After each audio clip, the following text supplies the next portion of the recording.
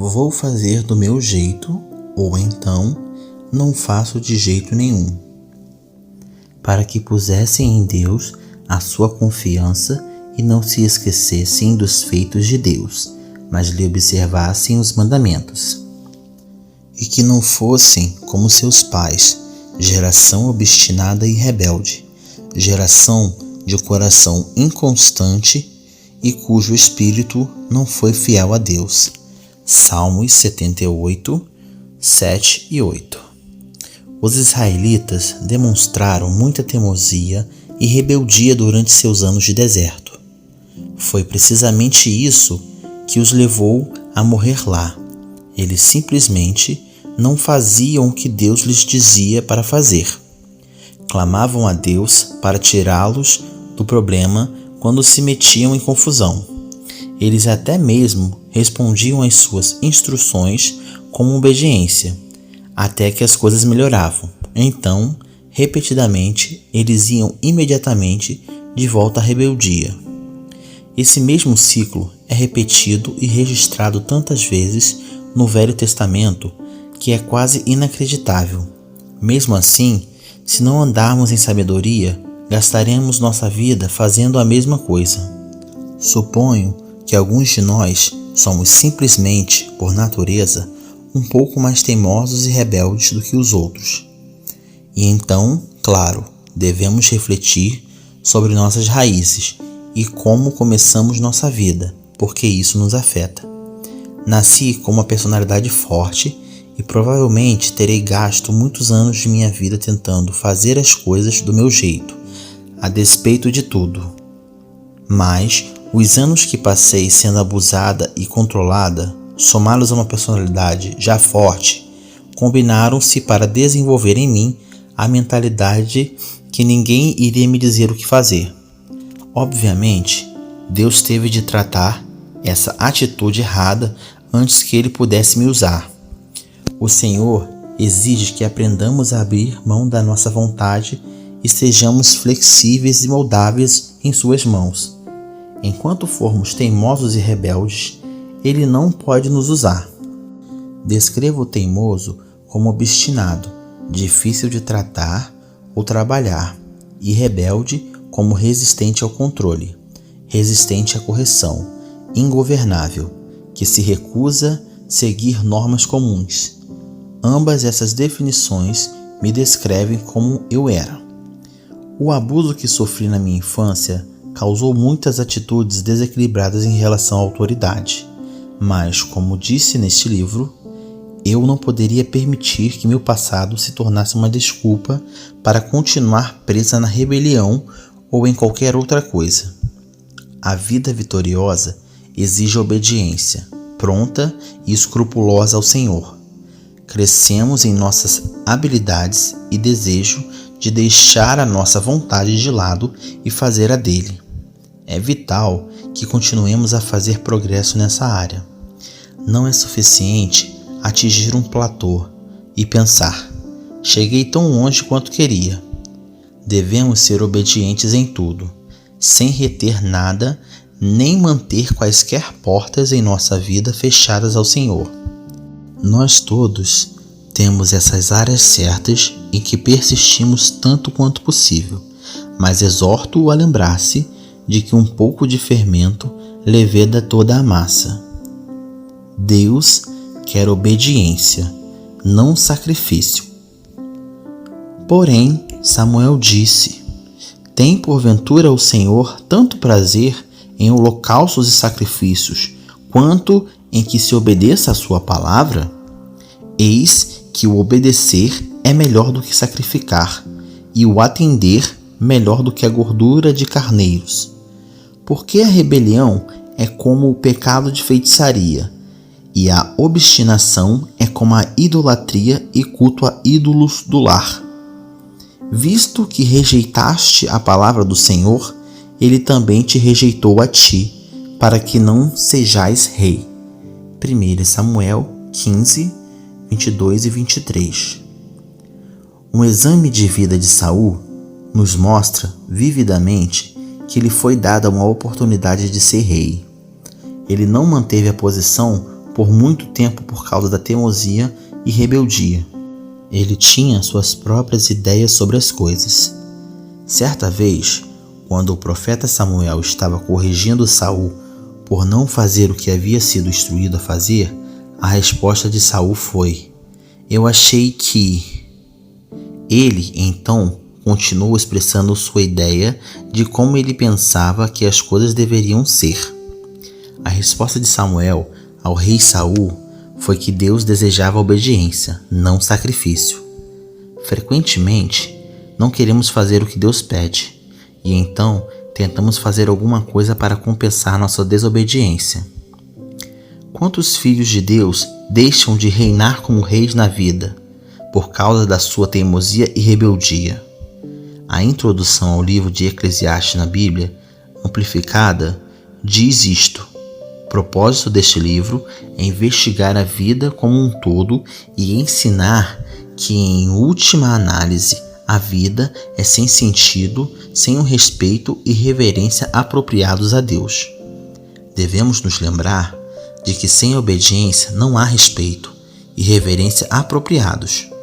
A rebeldia demonstrada por muitos filhos hoje é causada por falta de respeito e reverência aos pais. Isso geralmente é culpa dos pais, porque eles não viveram diante dos seus filhos uma vida que evocaria respeito e reverência. A maioria dos estudiosos concorda que o livro de Eclesiastes foi escrito pelo rei Salomão, que recebeu mais sabedoria de Deus do que qualquer outro homem. Se Salomão tinha tanta sabedoria, por que poderia ter cometido tantos erros tristes em sua vida? A resposta é simples: é possível ter alguma coisa e não usá-la. Nós temos a mente de Cristo, mas sempre a usamos? Jesus foi feito para nós sabedoria de Deus, mas sempre usamos a sabedoria? Salomão queria ir pelo seu próprio caminho e fazer as suas próprias coisas. Ele passou a vida tentando, primeiro, uma coisa e depois outra. Ele teve toda e qualquer coisa que o dinheiro pode comprar, o melhor de cada prazer do mundo, e, entretanto, isto é o que ele disse na conclusão do seu livro: de tudo o que se tem ouvido, a suma é: teme a Deus, guarda os seus mandamentos, porque isso é o dever de todo homem. Eclesiastes 12:13. Deixe-me colocar com minhas próprias palavras o que entendo dessa passagem. O inteiro propósito da criação do homem é que ele reverencie e adore a Deus por meio da obediência a Ele. Todo o caráter divino deve estar enraizado na obediência. É o fundamento de toda a felicidade. Ninguém pode ser verdadeiramente feliz sem ser obediente a Deus. Qualquer coisa em nossa vida que esteja fora de ordem será ajustada pela obediência. A obediência é a obrigação total do homem. No que me diz respeito, essa é uma passagem admirável e eu encorajo a continuar estudando-a. Obediência e desobediência, ambas têm consequências. Porque, como pela desobediência de um só homem, muitos se tornaram pecadores, assim também, por meio da obediência de um só, muitos se tornarão justos. Romanos 5:19. Nossa escolha para obedecer ou não obedecer não apenas afeta a nós, mas a multidões de outras pessoas. Apenas pense nisso. Se os israelitas tivessem obedecido a Deus prontamente, a vida deles teria sido longa. Muitos deles e seus filhos morreram no deserto porque não se submeteram à vontade de Deus. Seus filhos foram afetados pelas suas decisões. E assim são os nossos. Recentemente, meu filho mais velho disse: "Mamãe, tenho alguma coisa para lhe dizer e posso chorar, mas me escute." Então ele continuou dizendo: "Tenho pensado sobre você e o papai, e os anos que vocês têm colocado nesse ministério, e em todas as vezes que vocês escolheram obedecer a Deus, e como nem sempre foi fácil para vocês. Perceba, mamãe, que você e o papai passaram por coisas que ninguém sabe, e quero que você saiba que esta manhã Deus me fez consciente de que estou sendo beneficiado com a obediência de vocês, e agradeço-lhes por isso. O que ele disse significou muito para mim e lembrou-me de Romanos 5,19.